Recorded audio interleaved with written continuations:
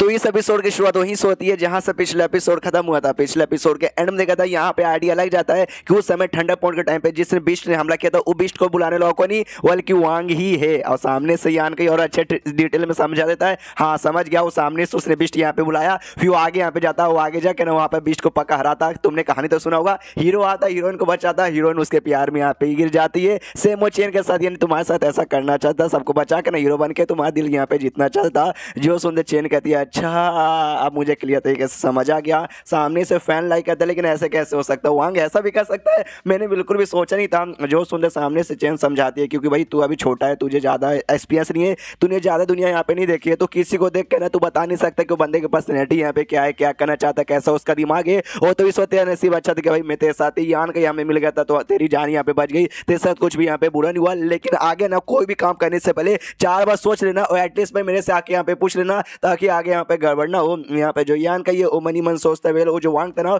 उसको मुझे कोई एक्सपोज करने का मन नहीं था, लेकिन आज उसने किया था ना कोठे पे, उसके बाद से मुझे भी गुस्सा आ चुका था, इसलिए मैंने भी एक्सपोज कर दिया, उसके बारे में यहाँ पे बता दिया। सामने से फिर चेन ये भी कहती है तो वेल ये सारी चीज़ों के बारे में तुझे टेंशन लेने की कोई जरूरत नहीं है यान का, वो वांग का आगे का काम हम लोग संभालेंगे, तो बस यहाँ पे आराम कर। यान का बोलता है या ऑफकोर्स यहाँ पे मैं आराम करूंगा। लेकिन सामने से जो यू को लेकर आया था ना, यू के बारे में बस उसने यही बता दिया कि हाँ भाई मेरे पुरानी दोस्त थे और कुछ भी ऐसा डिटेल में समझा नहीं था। तो यांग यान अभी भी एकदम कन्फ्यूज थी, तो उसका एक्सप्रेशन देकर ना यान के समझाता हूँ, कहता है या मिलो QNU इनका यहाँ पे पूरा नाम है। जो मेरा प्लेनेट था ना भाई जहाँ से मैं बेसिकली आया हूँ उसी प्लेनेट पे रहती है, हम लोग वहाँ से अलग हो गए थे, फिर एक्सीडेंट से यानी बाई चांस हमारी मुलाकात यहाँ पर हो गई और इनको अपने साथ लेकर आ गया। जो सुनते यांग यान कन्फर्म हो जाती है, कहता है अच्छा इसका मतलब ये भी तुम्हारे हिसाब से बाहर साइड से, जैसे तुम बाहर साइड से ना हमारे दुनिया से बाहर के, ये भी बाहर की दुनिया से, ये ओके टेंशन मतलब 2 दिन बाद ना हम लोग यहाँ से निकल गए, जो हमारा हेवन सिटी जहाँ पे हमारा केव है हम लोग वहाँ पे जाने वाले, तो तुम भी हमारे साथ यहाँ पे चलना। तो आराम करने के लिए सब लोग अपने कमरे में चल जाते हैं। 2 दिन यहाँ पे हो जाता है। 2 दिन जैसे होता है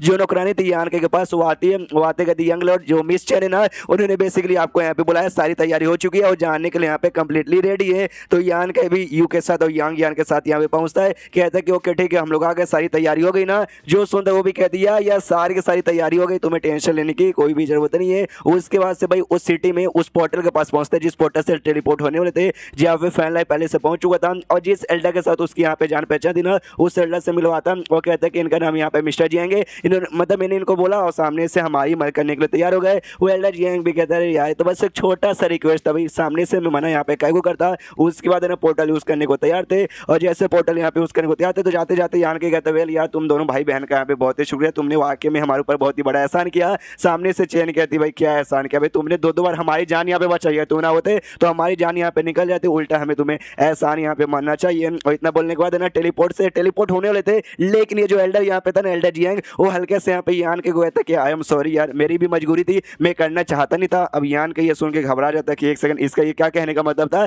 लेकिन उतने में ना टेलीपोर्ट हो जाता है और टेलीपोर्ट होकर जैसा कि कहा गया था कि यहाँ पे टेलीपोर्ट होकर तुम हेवन सिटी में पहुंचोगे अपनी सिटी में, लेकिन वहां पर नहीं पहुंचता बल्कि एक अजीब से जगह पे पहुंचता है। और जो जगह देख के यान के भी कंफ्यूज के भाई कौन सी जगह है, यान भी कंफ्यूज किया यार ये तो हमारा हेवन सिटी नहीं है। उतने में जो वांग था ना वांग यहाँ पर आता, वो आते कहते कि अरे बच्चा भाई तू बिना मतलब मुझे गुड बाय बोल के जा रहा है, ये तो नहीं चलेगा। यान के सामने से कहते वांग मेरे भाई देखो ये दुनिया कितनी छोटी है, कहीं भी चल जाए तेरे साथ तो मुलाकात हो जाती है। जो सुनते वांग बोलता है हाँ लेकिन आज के बाद कभी मुलाकात नहीं होगी क्योंकि आज तेरी जान यहीं पे खत्म।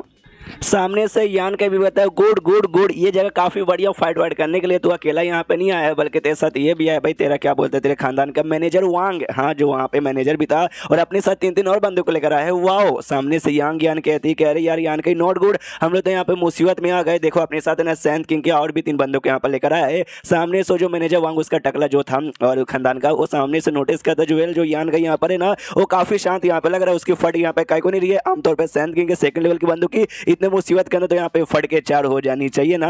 सामने से यहाँ पे ये जो लौंडा है ना भाई अपना जो खानदान का जो वांग है उससे यहाँ पे कहता है कि वेल यार एक काम यहाँ पे कर, वो जो लौंडा यहाँ पे नियान के थोड़ा सा अजीब मुझे लग रहा है इससे तुझे फाइट करने का कोई जरूरत नहीं है, मैं उसके साथ यहाँ पे फाइट कर लूंगा। जो बाकी 2 लड़के ना तो बाकी दोनों लड़कियों को यहाँ पे संभाल, वो जो यू नाम की यहाँ पे लड़की है ना जानते कि मुझे मालूम है अभी तक वो वर्जन है, साथ में उसको डुओ कल्टिवेशन यहाँ पर आता है, यानी तूने उसके साथ यहाँ पे कर लिया तुझे बहुत ही फायदा होगा। और ये बात दूसरी जो बोनी सी यहाँ पे लड़की है ना हाँ उसको भाई मैं अपनी यहाँ पे बनाना चाहता हूँ और सामने से फाइट करने को तैयार हो जाता है। तो यान का भी सामने से कहता है अच्छा भाई तुझे यहाँ पे फाइट करना है, फाइट नहीं करने बल्कि तुझे यहाँ पे मरना है ना, कोई बात नहीं मैं तुझे यहाँ पे मार डालूंगा। और यान के सामने से अपना जो डेमोनिक फ्लेम है उससे यहाँ पे अटैक कर देता है। तो ये भी बूढ़ा जो था ये भी अपना डेमोनिक अटैक नहीं, अपना कोई भी जो अटैक था अटैक करता है, दोनों का अटैक यहाँ पे टकराता है। जो यान का ये यान के को बिल्कुल भी फर्क नहीं पड़ता, वो सही सलामत एकदम यहाँ पे था। और फिर उसके बाद जो टकला बूढ़ा हुआ अपने शी की पावर यहाँ पे यूज करता है, शी की पावर यूज करने के बाद ना यान के को तकलीफ देने की कोशिश करता है, उसको नहीं होता। लेकिन जो ये थी ना भाई युवा साथी में यांग उनको तकलीफ होती है। यान के नोटिस करता है शिट भाई ये तो बंदा यहाँ पे शी की पावर यूज कर रहा है, फिर अपनी शी की पावर यहाँ पे बढ़ा के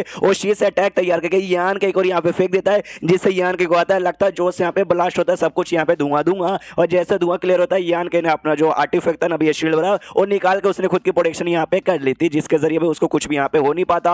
और सामने से उसका आर्टिफैक्ट जैसे ये बूढ़ा देखता ना देख तो उसका भी दिल गार्डन गार्डन हो जाता है और कहता है तुझे मार के तेरे जो आर्टिफैक्ट ना तेरे ये आर्टिफैक्ट में ले लूंगा। और अपने एनर्जी से एक बहुत ही बड़ा हाथ तैयार करता है, उससे यान के ऊपर यहाँ पे अटैक करता है। तो यान के जो गोल्डन थ्रेड यहाँ पे था ना वो थ्रेड यहाँ पे निकाल के उसका जो भी अटैक यहाँ पे था वो अटैक यहाँ पे खत्म कर देता है। अब जो ये जो इस बंदे रहते हैं भाई ओरिजिनल टर्निंग वाले, हमें मालूम है उनकी पूरी पावर यहाँ पे शी से ही तैयार होती है, यानी ये जो हाथ था ना ये हाथ भी यहाँ पे शी के वाले पावर से तैयार हुआ था। तो वो भी नोटिस करता है शिट भाई इस लौंडे ने अपने थ्रेड से यहाँ पे मेरी शी की पावर खत्म कर दी। और ये जो थ्रेड वाले टेक्निक है इसको यहाँ पे कहा जाता है भाई डेमन ब्लड थ्रेड टेक्निक, जो कि डेमन ब्लड सेट नाम का एक सेट यहाँ पे आता है, उसका मतलब टेक्निक है। यानी लौंडे में तो वो सेट से क्या जो सुनता यान के बोलता है मैं उस सेट से हूँ या उस सेट से नहीं हूँ, उससे यहाँ पे कोई फर्क नहीं पड़ता। तुझे मेरे साथ यहाँ पे लड़ाई करनी थी ना तो चुपचाप यहाँ पे लड़ाई कर, नोटंकी क्यों कर रहा है। जो सुनते बढ़ाओ को भी गुस्सा आता है, वो भी कहता हाँ भी मुझे यहाँ पे लड़ाई तो करनी है। लेकिन उससे पहले जो ये नोटिस करता है उसके पीछे जो उसका वो खड़ा था भी वांग, उसकी हत्या यहाँ पे हो चुकी है। यान के ने अपना डेमन ब्लड टेक्निक यूज किया था और उसको टुकड़ों में से काट दिया था। और जो देखते भी ऑफकोर्स बुढ़ाओ को गुस्सा आता है, जो से चिल्लाते भाई तेरी इतनी हिम्मत भाई तूने मेरे आंखों सामने भाई मेरे खानदान के बच्चों को मारा,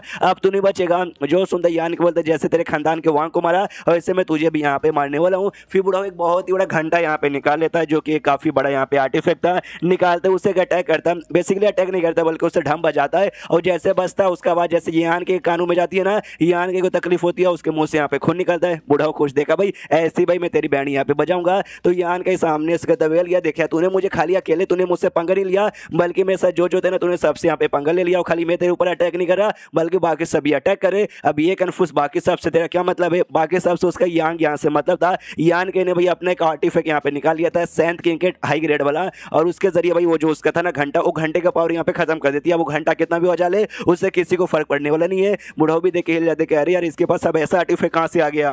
फिर यान के सामने से कहता है साले वो जो वांग का बच्चा था ना भाई उसने भाई मुझे अपना प्यार का दुश्मन समझ लिया था, उसे लगा कि भाई मैं उसके प्यार के बीच में आ रहा हूँ इसलिए वो मुझसे पंगा लेना चाहता और तो उसके बदले सामने से मेरी जान निकालना चाहता है। वो आके माना पड़ेगा भाई इल्डा के नाम है तो एक धब्बा यहाँ पर है। जो सुनते बुढ़ाओ भी कहता है साले चुप हो जा। उतने में यान का अपना जो स्पेस ब्लेड है ना स्पेस ब्लेड निकाल के यहाँ पे अटैक करता है। तो ये जो बुढ़ाओ है ये बुढ़ाओ भी अपना कोई शी का पावर है उसके यहाँ पे अटैक करता है, लेकिन उसका अटैक यहाँ पे कोई असर होता नहीं है। यान के गए ना अटैक आता है, स्पेस ब्लेड आता है और इसका हाथ यहाँ पे काट देता है। अब आई डोंट नो यहाँ पे यान के ने अपना सोल डिवॉलिंग इंसर्ट का भी यूज किया था, बस उसने किया था। जो देखते हो बुढ़ाओ भी पहचान जाता है और कहता है सोल डिवॉलिंग इंसर्ट भाई ये इंसर्ट भी तेरे पास है। यान के भी कहता है यार मानना पड़ेगा तुझे मतलब सोल डिवॉलिंग इंसर्ट के बारे में भी मालूम है, यानी तेरा नॉलेज तो यहाँ पे बहुत ही बड़ा है, लेकिन तेरे शी की पावर भी काम आने वाली नहीं है, तेरा कोई भी अटैक यहाँ पे काम आने वाला नहीं है। यानी आज तो बिल्कुल भी यहाँ पे बच नहीं पाएगा। और एक और स्पेस ब्लेड का अटैक उसके सामने यहाँ पे फेंक देता है, जैसे ये अटैक जाता है चैप्टर वहीं पे खत्म हो जाता है। अब देखो यार क्या होगा जो हमें आगे यहाँ पे मालूम चलने वाला है। तो मिलते हैं अगले वीडियो में, जब तक के लिए बाय बाय।